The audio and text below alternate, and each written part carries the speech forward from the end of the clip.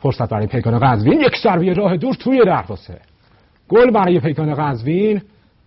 و حالا در 4مین دقیقه این دیدار پیکان 1-0 از تراکتورسازی جلو میافته روی غفلت مدافعین تیم فوتبال تراکتورسازی تبریز. این پیکان قزوین هست که اولین گل دیدار رو به ثمر میرسونه تا هواداران قزوینی حاضر در استادیوم اینطور خوشحالی خودشون رو ابراز بکنن. محمد نصرتی رو هم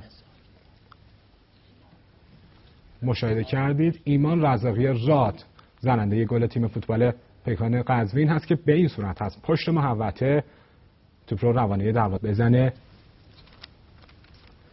موقعیت برای تراکتورسازی مناسب هست. بعد ببینیم که تراکتورسازی از این موقعیت چطور استفاده میکنه. این همدنی اولرام به صورت کوتاه پشت محوطه جریمه ضربه زده میشه، توپ از کنار دروازه به بیرون میره.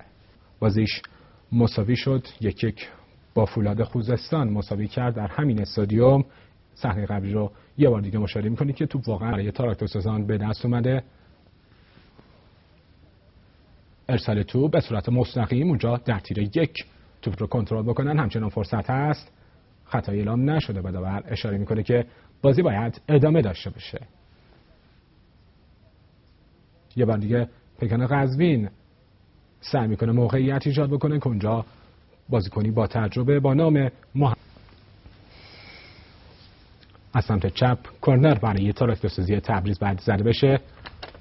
ارسال توپ داخل محوطه جریمه، فرصت و ضربه ای که در اختیار در خطا به روی مهاجم تراکتورسازی، البته مدافع پیشتاخته تراکتورسازی که مصطفی اکرامی باشه، ایجاد شد.